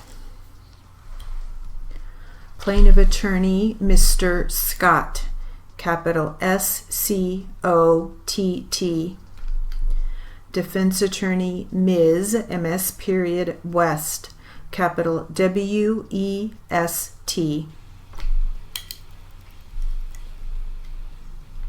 And we'll start with the defense. Ready? What happened at the accident scene? It was raining and the car slided and I hit in between two cars. You hit in between two cars? No, well, a car hit in front of me, then I hit that car, then another car hit me from behind. Okay, so your car was in the middle of two cars at the time of the accident? Yes. Were you injured? Yes, a little. What body parts were injured? Or did you injure? My neck, and then pain throughout my body for about a week. Did you hurt your back? That I recall, no. Did you hurt your head, face? A little. Now you said you injured your neck. How did you injure your neck? Was it, well, when the other car hit me from behind, the way I moved. Is it a whiplash? Yes. So your head or neck moved back and forth? Yes. Were you taken to the ambulance, or did the ambulance take you to the hospital? No, my family came to pick me up. Did you go for medical treatment? Yes. Where did you go to medical treatment? West Anaheim. What was the clinic or hospital name? It was a clinic. I just don't remember what it was called. Do you remember the cross streets? Yes, Main Street, Euclid and Brookhurst. Those were the cross streets? Yes, that's where the clinic was. Okay, and this was in the city of West Anaheim, or was this in a different city?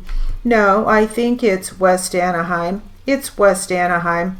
And the cross streets again were Main Street and Euclid? No, Lincoln. Lincoln. Sorry about that. Did you see a doctor at the clinic? The doctor that checks your bones, a chiropractor. Okay, my question specifically relates to when you had the accident in Beaumont in 2007, and then you said you went for medical treatment in West Anaheim. That clinic that you went to in West Anaheim, was that to treat for your injury that you had from the 2007 car accident? Yes. Okay.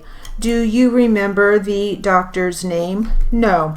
Did the doctor give you any type of treatment? Yes. What type of treatment did the doctor give you? Massage. Okay. Anything else? That's all. Did the doctor prescribe you any medications? No. Can we take a short break?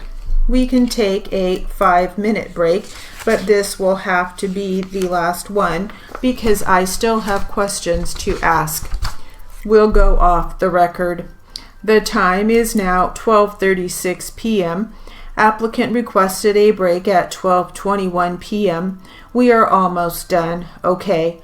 Now, other than the 2 car accidents that you've discussed here today, did you have any other automobile accidents? No. Okay, do you have a personal or family doctor? No. Have you ever been hospitalized? No. Have you ever had any major or minor surgeries? No. Have you ever been diagnosed with hypertension? Yes. When? About 3 months ago. Who were you diagnosed by? I went to have a checkup. Where did you go to get the checkup? When? Where? Here in Los Angeles, downtown LA. What's the name of the clinic or hospital that you went to? I was walking by and they invited me that I could have it done free. Have you ever been diagnosed with arthritis? No. Within the past year, have you gone to any medical clinics or hospitals? No. Now, prior to your termination from Wilson Cleaning Services, did you see any doctor for your injuries? No. Excuse me, can you read the question back? Sorry. Are you currently medically treating with any doctor right now? Yes. No. Have you seen any doctor for your injury that you claim you had at Wilson Cleaning Services? No. Do you remember seeing a doctor named Dr. Mark Rowe last year for your injury? Yes, I believe I saw it once. Did you tell Dr. Rowe that you had an injury from work at your employment with Mr. Sanchez? Yes. What did you tell Dr. Rowe? Wait, about what? About your injuries. It's an open-ended question. Strike that. Wait, what did you tell Dr. Rowe about your injuries that you claim you sustained at Mr. Sanchez? I told him about my knee, that I was having pain once in a while in my back, and that the feeling on my fingers because of the chemicals that I was using, that was all I told him. That the feeling on your fingers was what? That sometimes when I grab things, I didn't feel that I have them in my hands. And you said it was because of the chemicals you were using. Is this correct? Before that, my fingernails were destroyed. Now recently, they're growing back. What chemicals are you referring to? The acids, degreasers. Did you wear any type of gloves?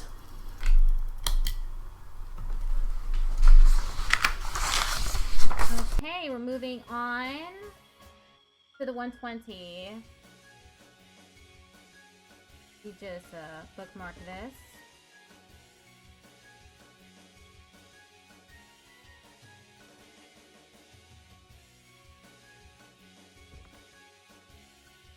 Okay, I'm gonna skip over to the jury charge and literary since we don't have a lot of time left. Welcome to literary and jury charge practice. Let's start out with this literary material, and it's called Preparing for Your First Reporting Job.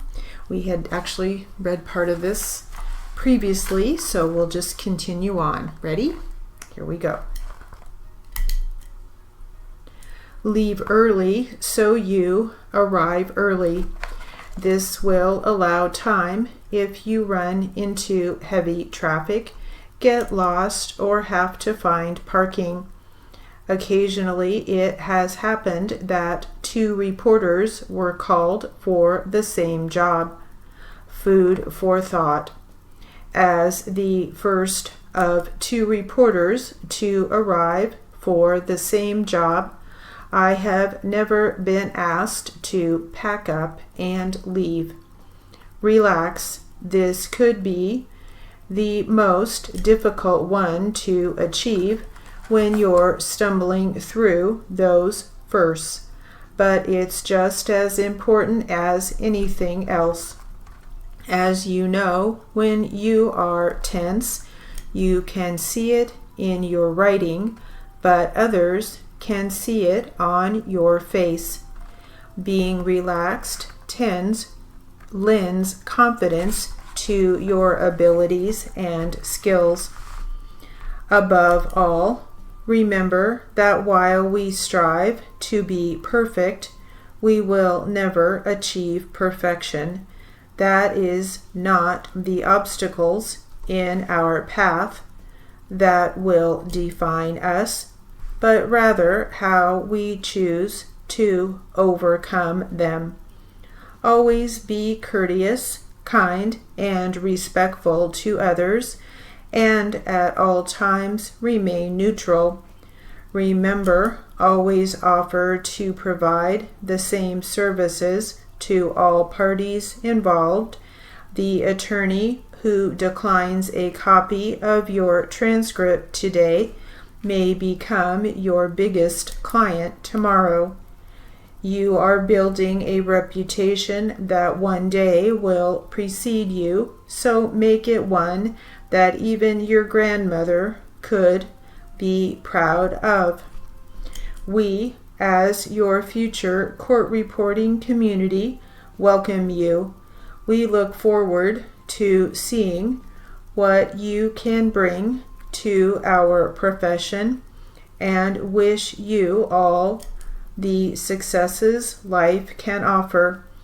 Like those before us, we have continued to build a profession that we know you can be proud of, knowing that our behavior and product represent not only us individually, our employers, and our community as a whole, but also those still to come, you, the future graduates. We hope you continue to pay it forward and enjoy all that reporting has to offer for a career to come. Okay, I had my eyes closed for most of that. It looks like I did pretty well with my eyes closed.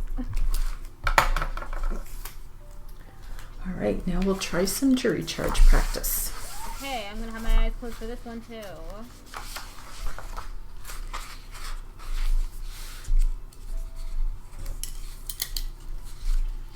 Ready? Here we go.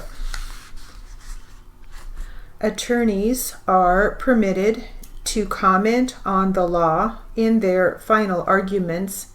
However, if any argument included statements of law that were different from what I told you the law is, you must disregard such statements. You must decide the case on the law as I give it to you, whether you agree with it or not, and whether or not you think the law is or should be otherwise. When you retire to the jury room, you will select one of your number to act as foreperson to preside over your deliberations. There are no set rules or procedures that you are to follow. Go about your deliberations as you think best. In order for you to return a verdict, whether guilty or not guilty, each juror must agree with the verdict. Your verdict must be unanimous. You should discuss the case with one another and deliberate with a view to reaching agreement.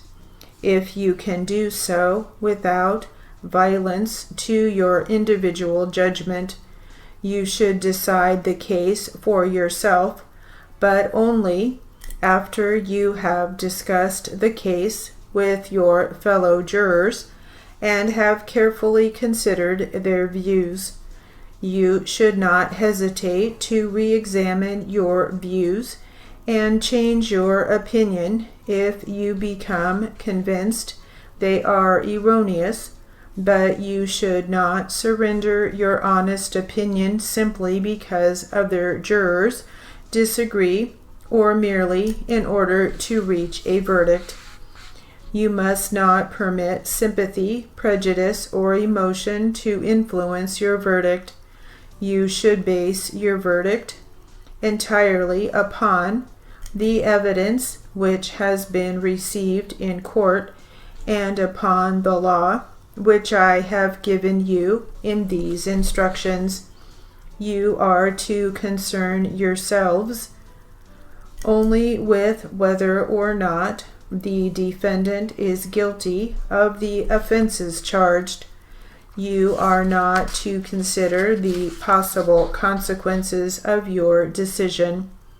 Sentencing, if there is a finding of guilt, is the sole responsibility of the judge.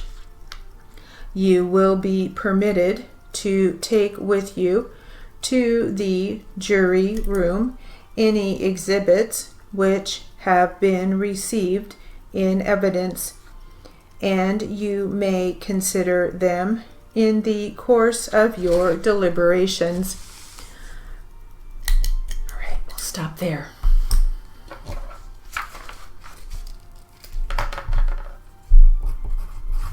All right, we got 14 minutes left. And we will carry on with some literary practice. Get back to the jury charge later. Let's see what we have. Let's finish up our Actually, I already finished that one. This is called NCRA members share their tips for going green. What does going green mean? Ready? Here we go. In honor of Earth Day, the JCR Weekly asked members, what is one way you're going green in your professional life? Respondents had an opportunity to elaborate on their answers and share their tips for going green.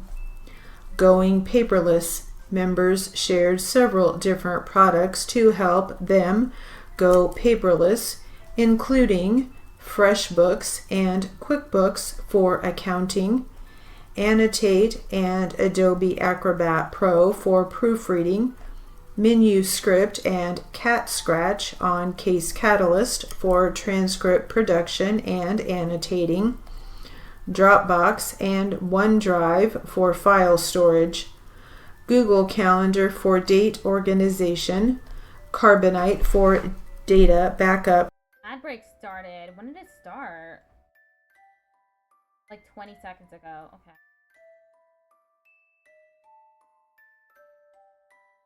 Pausing for the ad break.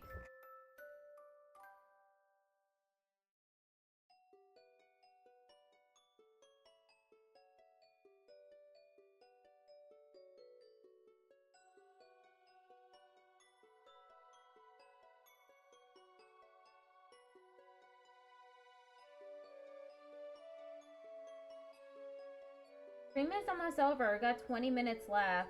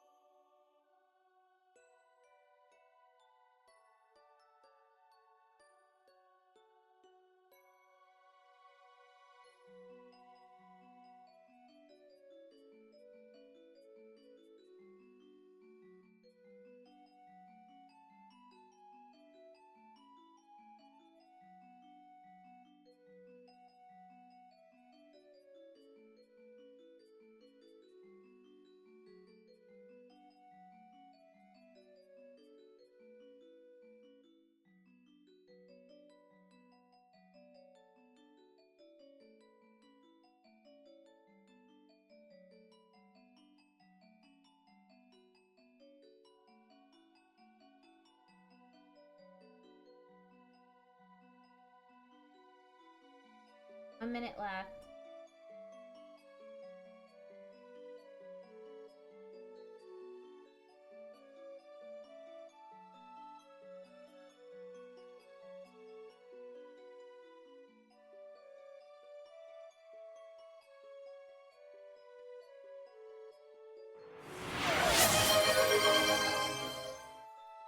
Tickled off Patrick just redeemed posture check. Thank you for posture check. I am sitting up straight.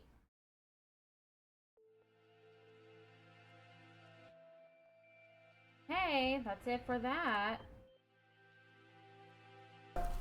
Many court systems are moving towards going paperless anyway, which means officials need to follow suit, although sometimes the reporters are on the front lines. When we have an appeal, a copy of the transcript gets filed with the chief clerk's office. When I got here, I convinced the chief clerk to accept the transcripts electronically, says Carolyn Kerr, RPR, an official in Buffalo, New York. Having electronic files can make it easier to look up information. I use a scanner to scan all of my court schedules and documents. If I need to look something up, it's a quick word search to find the hearing, said Melinda Dexter, RMR, an official in Lansing, Michigan. My court district will soon be filing appeals electronically, and I will be able to look up names and spellings through the court file instead of having all the paperwork, said Rose Scott, an official in Hattiesburg, Mississippi. However, the two biggest hurdles to going paperless seem to be getting rid of old papers and having a logical electronic filing system. I am required to keep my notes in civil cases for 3 years and in criminal 15 years. I am going back to the beginning of time and scanning all my docket sheets and trial folders and archiving them along with my digital steno notes and daily real-time files.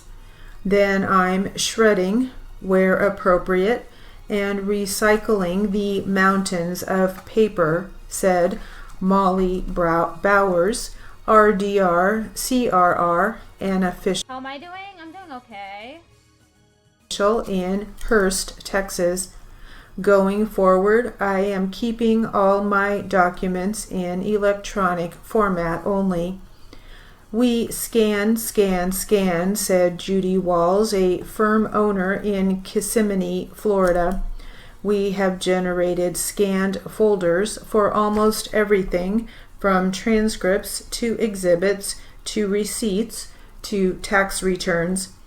Having recently been audited by the IRS, I have come to realize the importance of having everything organized in a way that allows for ease in accessibility and makes sense to find it. The IRS permits scanned images of receipts, etc., so original documentation and receipts are no longer required, said Sarah Neghetti, RDR, CRR, CRC, an official in Jefferson, Ohio. Neghetti is a past president of NCRA. So, I scan my Yes, I am studying. receipts and documents, if not already electronic, and then place them in a tax year folder under the appropriate label names. If not near my computer, I use Tiny PDF, a free app on my phone, to take a photo of a receipt, which then converts it into a PDF document and uploads it to a selected folder in Dropbox right from my phone. Members have found paperless solutions for every step of a job. I specifically ask my clients if they want only electronic files of the deposition and exhibits, said Cherie Murphy Carlson, RPR, a freelancer in Minneapolis, Minnesota. I send as many transcripts as possible via email along with my invoice so that I save the cover, transcript paper, envelope, and invoice paper copy, said David Schroka, RPR, a freelancer in Dagsboro, Delaware. I also try to do minis as much as possible, which also saves on paper. I actually have no idea what I wrote. I wasn't processing the words. So I don't know what's neat. All right, let's get back to this jury charge, which we are about finished with. We'll have to start a new one. Whoa, I got a donation for $25. I didn't even notice. That's pretty neat. Let me check it out. Anonymous, $25. All right. It was 12 minutes ago. Thank you, Anonymous.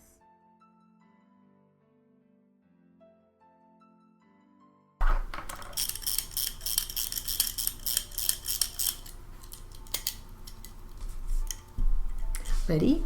Here we go. During your deliberations, the bailiffs are charged with keeping you together and secluding you from other people. You may talk with the bailiffs about scheduling. For example, you may talk with the bailiffs about when you might like to have a break for a meal and whether you would like to go out for that meal or simply order in. But you may not discuss the evidence, these instructions, or other issues in this case with the bailiffs. Once you have arrived at your verdict, you should then notify the bailiff that you have arrived at a decision, but you are to keep your verdict secret until it is received in court.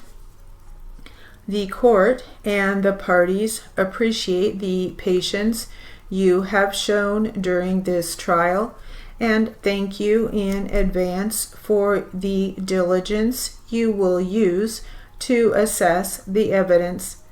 The final test of the quality of your service will be in the verdict which you, as a jury, return to this court. You make a definite contribution to the efficient administration of justice if you arrive at a just and proper verdict.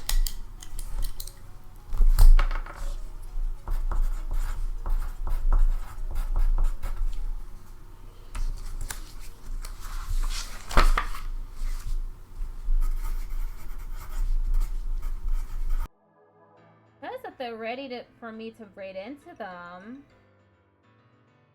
I'll give it 4 more minutes and then I'll braid out. All right, let's get back to some more tips for going green.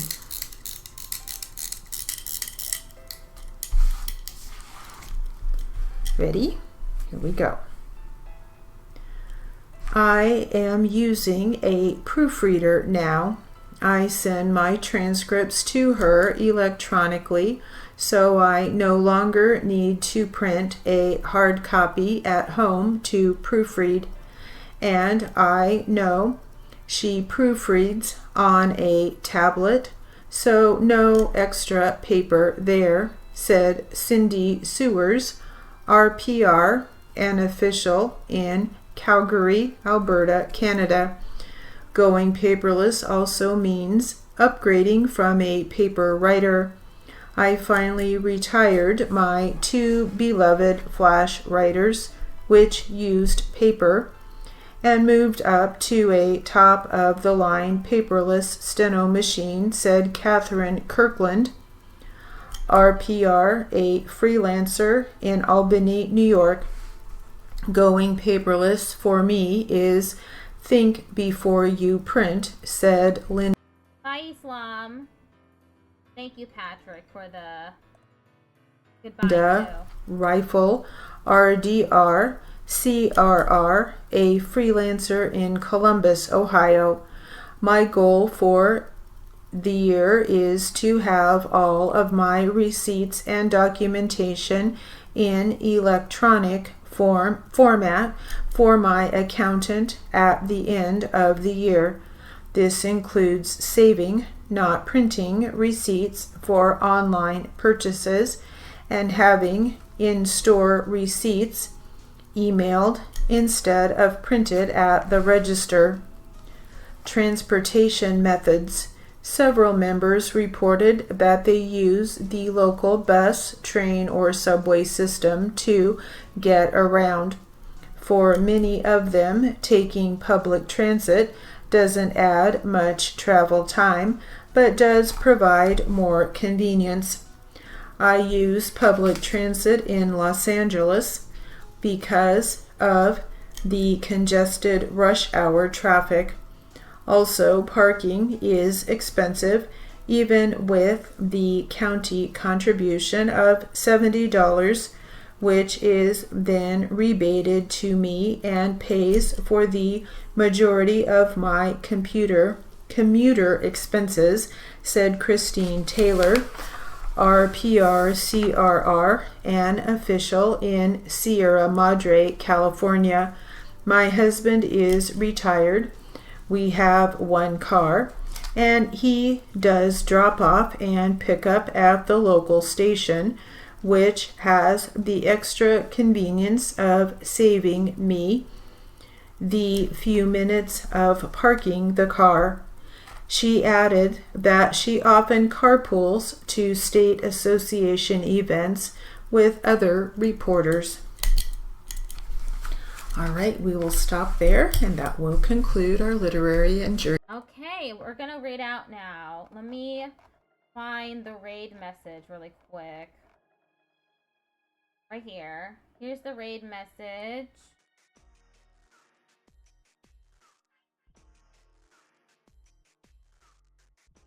And I'll read out now.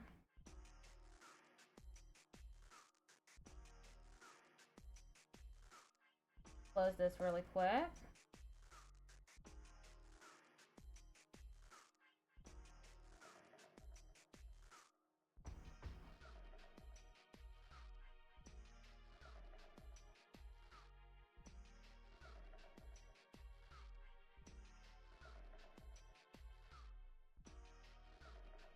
Okay, we're raiding out now. Remember to copy and paste the raid message.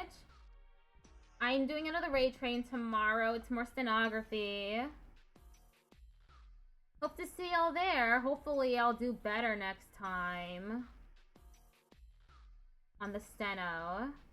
Goodbye, everybody.